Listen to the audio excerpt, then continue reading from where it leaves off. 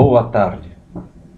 Hoje eu vim falar um pouquinho sobre a história, a palavra história, e qual é o papel, discutir um pouco sobre qual é o papel do historiador, como que o historiador desenvolve o seu trabalho e como ele é visto muitas vezes. As pessoas enxergam o especialista em história como um acumulador de conhecimento muitas vezes, e o que é um engano muito grande, porque para fazer história para ser historiador, para relatar a história, não são fatos, não são apenas fatos que você vai, como numa empilhadeira, somar um monte de data, colocar nos papéis e a partir disso acreditar que está fazendo história. O papel do historiador é muito maior do que esse.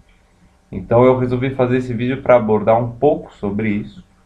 Uma das referências bibliográficas que eu gostaria de recomendar é um livro do François Artaud. Esse Artaud é H-A-R-T-O-G. E o Artaud, ele tem um livro chamado Evidência da História, o que os historiadores veem. E ao longo do vídeo eu vou expor um pouco do que está no livro dele, então seria bom, eu recomendo a leitura, seria bom que lessem o livro.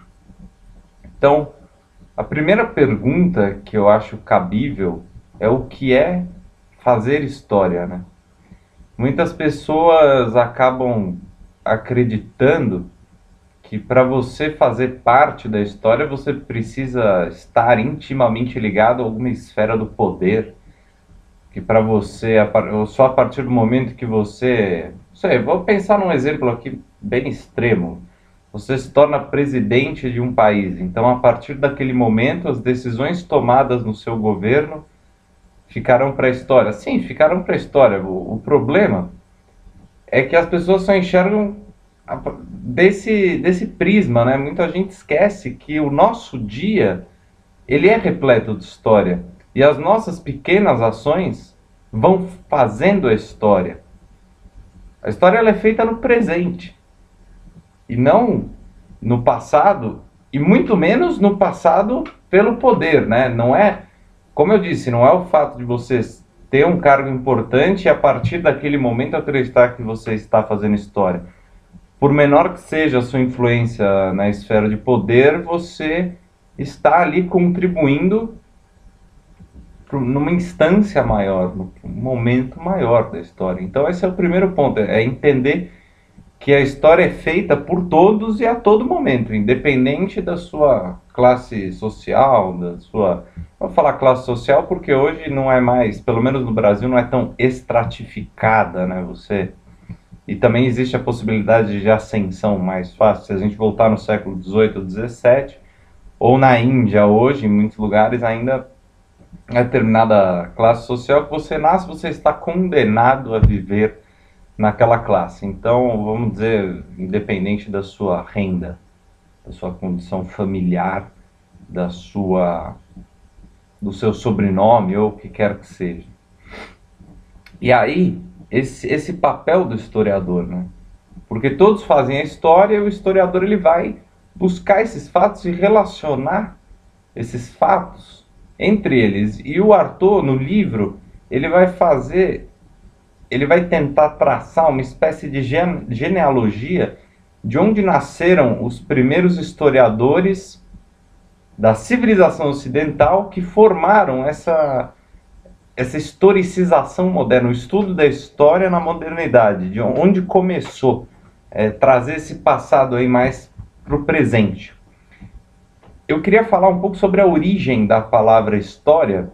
Ela tem a raiz etimológica dela mora no grego, e o verbo historen significa investigar. Histor significa raiz, e idem é ver. Então, perceba essa mistura da raiz com ver que vai formar esse verbo do investigar, e vai ser traduzido aí para o português, para o francês, para o inglês, para o espanhol, para o italiano. e diversas outras línguas, essa palavra história está envolvido, de certa forma, essa palavra ela tem um quê de investigação na raiz e envolve também, de certa forma, um viver a história.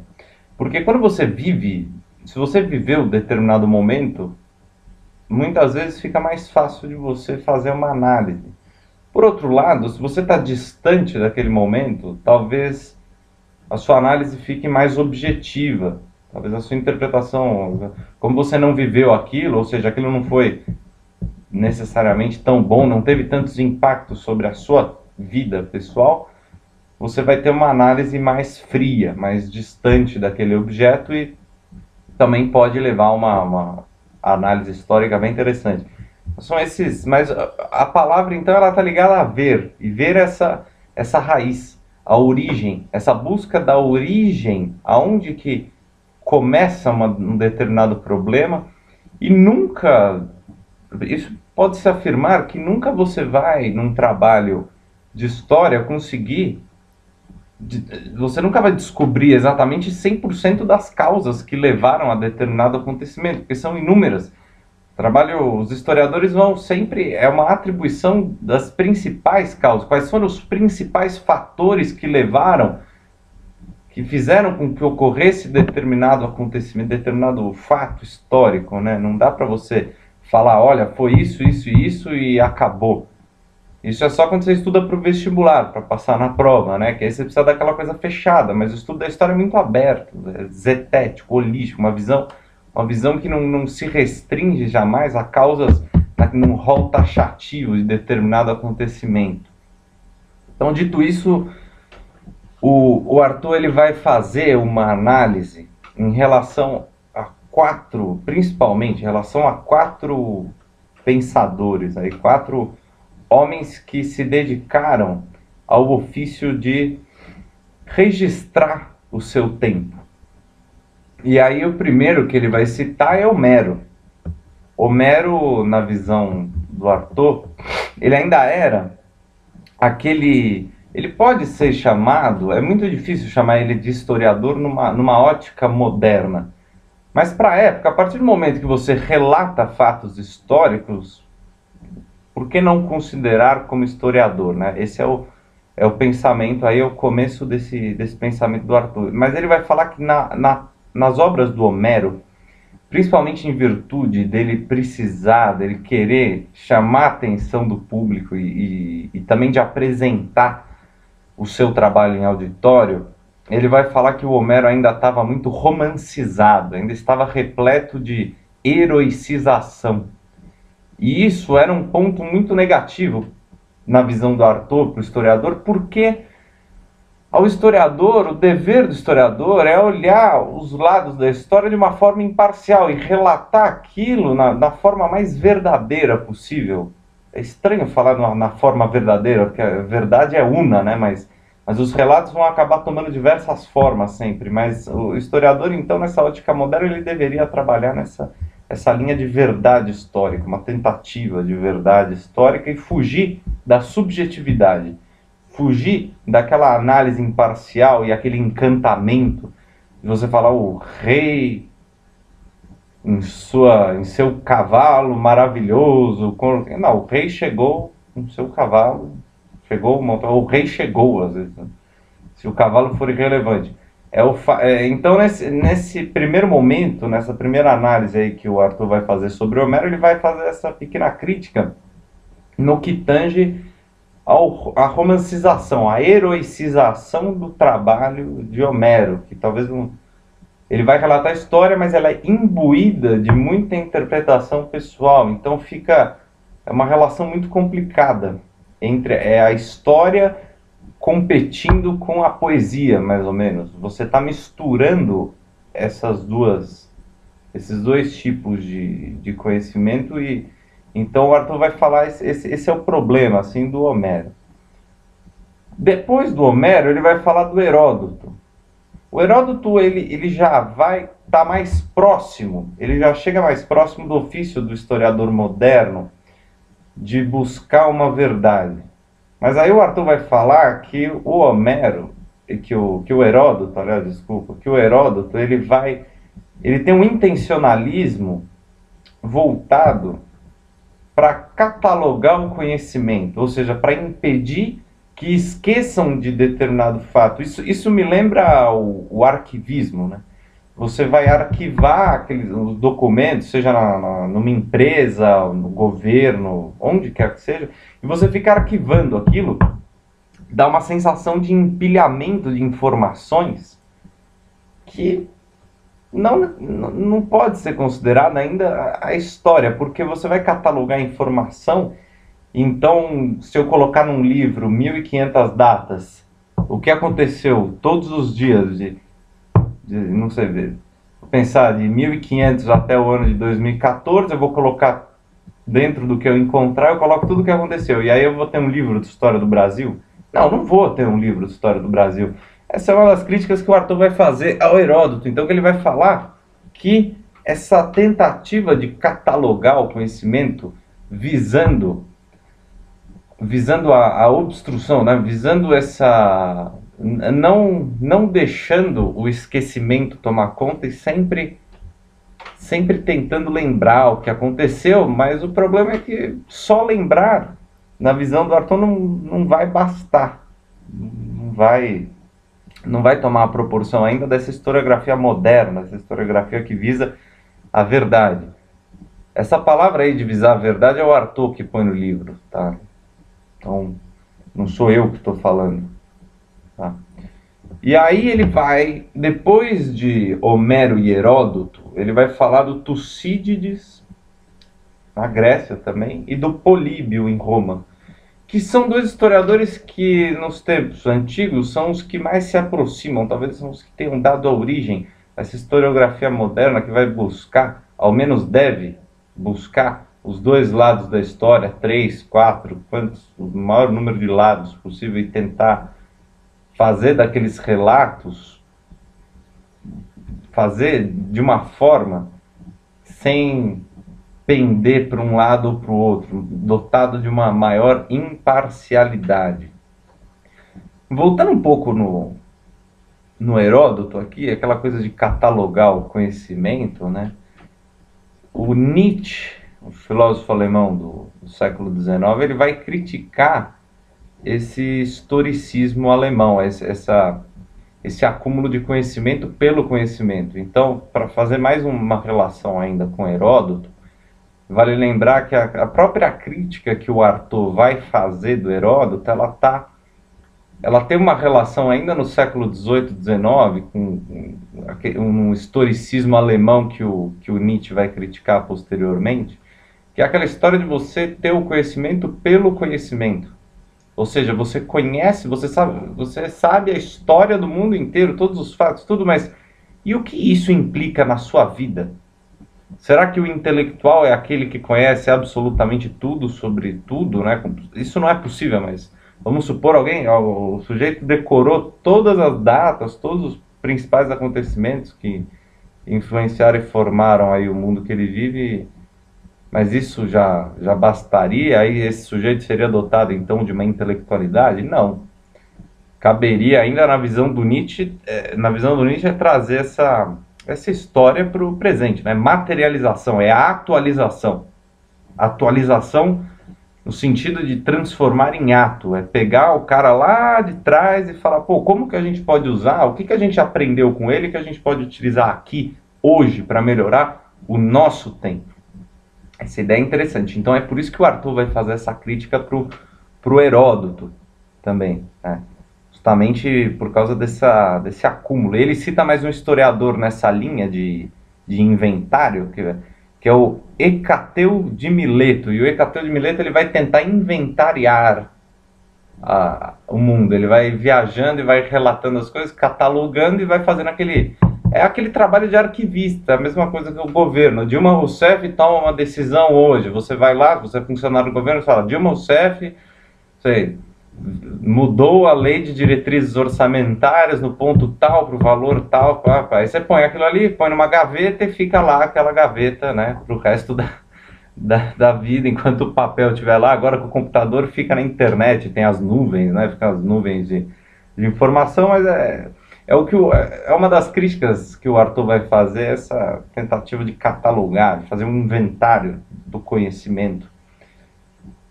Bem interessante no meu ponto de vista. Então, depois do Heródoto, aí vai ter o Políbio em Roma e Tucídides na Grécia. E o Arthur coloca esses dois historiadores, o Políbio em Roma e o Tucídides na Grécia, como aqueles que mais chegaram perto, eles estão mais próximos da nosso mundo aqui, esse pós-moderno, que agora chama de pós-moderno, pós-do-pós-do-pós-modernismo.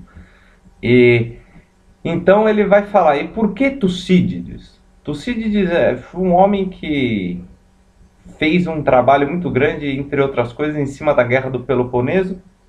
E na Guerra do Peloponeso ele chega a dizer, numa parte da sua obra, que o historiador ele deve olhar os dois lados da história, e Tucídides faz isso. Ele vai nos dois lados do campo de batalha da guerra para tentar ver os dois lados e viver os dois lados para relatar melhor e de uma forma mais imparcial. Porque se você está de um lado só, o que você vê do outro lado não necessariamente condiz com a realidade. Você pode ver 100 pessoas com escudos, vamos supor, numa frente de batalha, e às vezes atrás daquelas 100 pessoas com escudos tem 500 sem escudo, mas se você vê só as 100, você vai falar, ó, que exército, que força, etc. Agora, quando você está do outro lado, quando você vive o outro lado, os dois lados dessa guerra, ele vai falar que existe essa necessidade para o historiador de tentar viver o momento histórico para poder relatar. Isso dá uma ideia, inclusive, de exclusão para aqueles que não viveram o momento que pretendem relatar, né?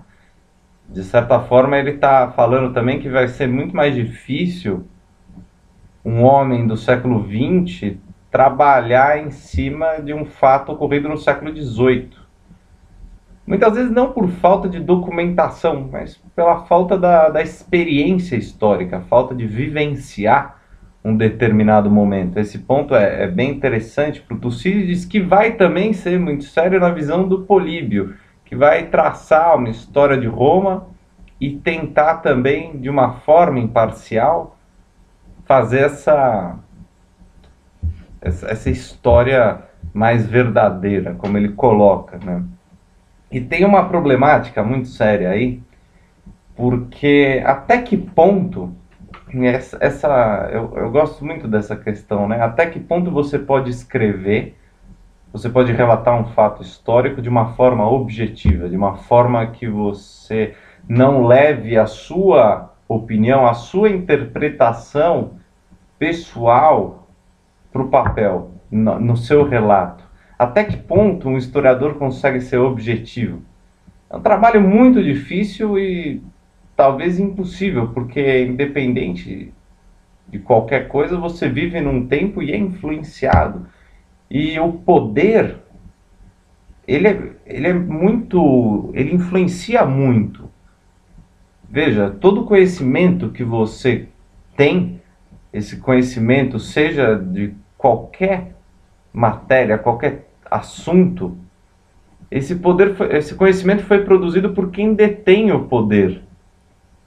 Porque senão você talvez não tivesse nem acesso, teria muito mais dificuldade. Por que nas escolas ninguém estuda a história da África?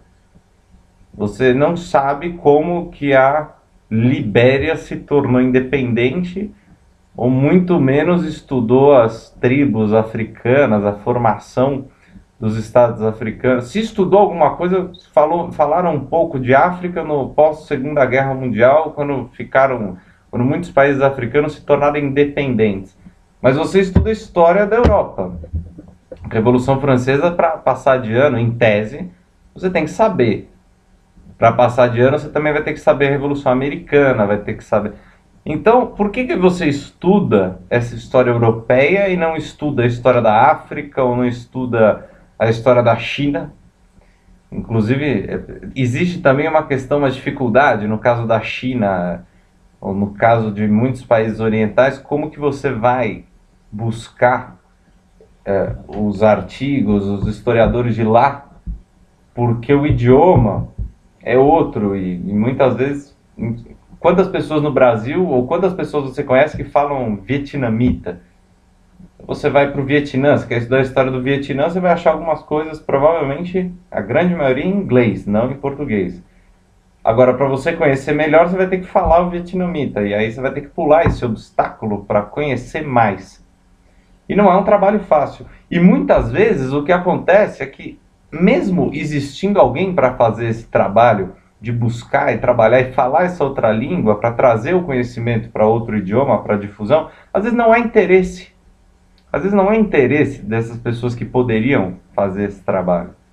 Porque elas preferem que estudem a história delas, a formação delas, para se espelhar e continuar no poder. Enfim, Michel Foucault vai ter essa ideia, né, do poder que é presente em absolutamente tudo e você não consegue sair disso. Não há escapatória do poder. O conhecimento que você está produzindo, ele já está imbuído do conhecimento de quem tem o poder, porque é anterior, percebe?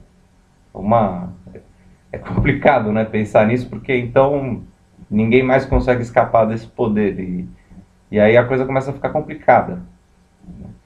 Aí, o que o Michel Foucault vai falar do poder, ele vai falando que esse conhecimento ele é produzido por quem detém o poder, eu vou fazer uma relação aqui com a Idade Média. O que a maioria, infelizmente, muita gente aprende na escola e posteriormente escuta-se esse tipo de coisa nas universidades, e que a Idade Média foi a Idade das Trevas. Agora, se você parar para pensar um pouco, veja, a data da queda do Império Romano do Ocidente, que daria início aí à Idade Média, né? Que posteriormente seria catalogada como Idade das Trevas. Então você tem a queda do Império Romano do Ocidente em 476 depois de Cristo, e até a época dos grandes descobrimentos, grandes navegações e queda do Império Romano do Oriente, que vai ser em 1453, são quase 1000 anos. E aí falam para você dentro de uma sala de aula que a Idade Média é a Idade das Trevas. Você acha que durante 1000 anos nada aconteceu. Você acha que durante 1000 anos as pessoas ficaram rodando atrás de comida e foram decrescendo intelectualmente e nada aconteceu. Só que se esquecem que, por exemplo, a formação do Estado francês vai ser nesse período da Idade das Trevas aí. Carlos Magno, né? Vai ser no ano de 843, você vai ter o Tratado de Verdun, dando aí origem ao Estado francês, que a gente conhece hoje. Também acho que esquecem de todas as cruzadas da Igreja Católica.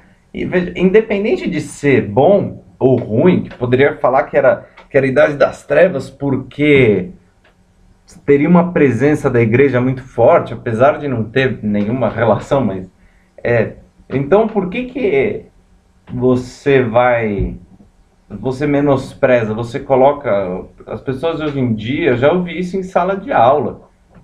O sujeito ele pula, ele vai até 476 depois e dá um pulo. Eu acredito que nas faculdades de história não façam isso, né? Espero que não façam, mas não pode fazer isso. Você está menosprezando a formação do Estado francês, você está falando que Gengis Khan foi das trevas, está falando que todas as cruzadas que a Igreja Católica promoveu também pulam da história. A mudança, a Carta Magna na Inglaterra, que é de 1215. Tem inúmeros acontecimentos nessa Idade Média aí que não discutem. E agora eu vou tentar expor uma das causas o porquê que isso não foi muito discutido, e não é muito discutido, e ainda há uma aceitação de trabalhar a Idade Média como Idade das Trevas. Eu vou antes citar alguns autores que vão trabalhar em cima dessa desmistificação. O primeiro deles é um sujeito chamado Johan Huizinga, um holandês, e ele tem um livro chamado O Outono da Idade Média, da editora Cossack Naif. Muito bom o livro. O Huizinga, então, é a primeira recomendação. As outras recomendações serão Georges Duby, Duby é D-U-B-Y, o François Artaud, que eu já comentei aqui, tem o Alain Corbin também que vai nessa linha, que vão falar, eles vão trabalhar bastante essa Idade Média, provando que isso era um equívoco. Mas esse equívoco, olha a relação então com aquela ideia que eu falei anteriormente, de que o nosso conhecimento ele é produzido por quem detém o poder. No século XVIII, imagino que os senhores saibam que houve um período, houve uma corrente, uma linha teórica de pensamento que ficou conhecida como Iluminismo. E esse iluminismo, uma das principais motivações iluministas era a queda da monarquia. E também envolvia um questionamento sobre a autoridade real. Por que que o rei está lá e por que ele deve governar? Então, pensando ainda bem de uma forma superficial em relação a esse período, o que que a gente pode enxergar? O interesse iluminista. O interesse iluminista era de derrubar a monarquia. E se a história da Idade Média fosse bacana, se lessem e considerassem essa Idade Média como sendo legal, como sendo interessante, seria um problema, porque grande parte da Idade Média os regimes eram monarcas. E aí talvez não houvesse tanto questionamento dessa autoridade real. Então, um dos fatores que a gente pode atribuir a esse fato de considerar a Idade Média como Idade das Trevas é justamente esse pensamento iluminista que vai tomar forma aí no final do século XVIII, tomar inclusive o poder no final do século XVIII, e aí vão escrachando com a Idade Média por interesse, para que não haja uma revolta, para falar, não, nós queremos a monarquia, porque a Idade Média, de fato, o governo, o regime predominante na Idade Média foi a monarquia, e não havia muito questionamento, né? Nessa época também, ainda no século XVIII, já existia a imprensa, né? Então já era um pouco mais fácil de você se comunicar e os livros chegavam a você. Para você ter uma ideia, hoje você entra numa livraria e você tem aqueles milhares de livros à sua disposição. Nicolas Antoine Tonnet, que foi um dos pintores que vieram na missão artística francesa no século XIX para retratar o Brasil, o Tonnet, era considerado que a biblioteca dele era grande, e ele tinha algo em torno de 400 livros em meados do século XIX. Hoje, para você ter 400 livros, não é muito difícil. Você também não precisa ser um milionário para ter 400 livros. E naquela época era muito mais difícil. Eu estou falando do século XIX, então imagina no 18 e no 16. Mas esse período iluminista, então, ele vai tentar difundir, e consegue, né? Difundir esse mito de que a Idade Média, ela era a Idade das Trevas, porque a monarquia era ruim, porque a igreja dominava, então tudo era ruim. A busca desse iluminismo aí de derrubar principalmente a monarquia e tomar o poder, né? Essa transformação das relações de poder dentro do Estado através da difusão de um mito como esse. Então, a ideia do Artaud, voltando aqui, eu quis dar esse exemplo da Idade Média para que os senhores percebessem que muitas vezes o conhecimento ele vai ser produzido por quem detém o poder e você não vai conseguir escapar muito disso. E o trabalho do historiador, então, ele tentar essa fuga e tentar mostrar de forma mais imparcial possível os diversos lados da história. Quer dizer, mais um exemplo, estudar a Guerra do Paraguai. Procura o livro A Guerra do Paraguai, um de um argentino, outro de um paraguaio, outro de um brasileiro, de preferência da época, aí, né? A guerra toma lugar em 1864 até 1870. Se você acha um livro do final do 19 para alguém que viveu, pô, fica super legal também o trabalho. Então, é justamente essa busca de vários lados da história para você relatar de uma forma imparcial, relatar de uma forma objetiva, sem aquela heroicização do Heródoto, do Homero, e sem catalogar para não esquecer, fugindo ainda também daquele historicismo que vai tomar uma forma muito forte na Alemanha no século XVIII e que Nietzsche vai tanto criticar. Então, eu espero que os senhores tenham entendido e gostado do vídeo e repensem a maneira que olham sobre a história e sobre os historiadores. Porque saibam, mais uma vez, não é só data. Pelo amor, né? Não é só data. Está longe de ser isso. É análise, relação. É trazer esse passado para o presente e saber onde utilizar para melhorar a nossa sociedade. Tá bom? Muito obrigado e até o próximo vídeo.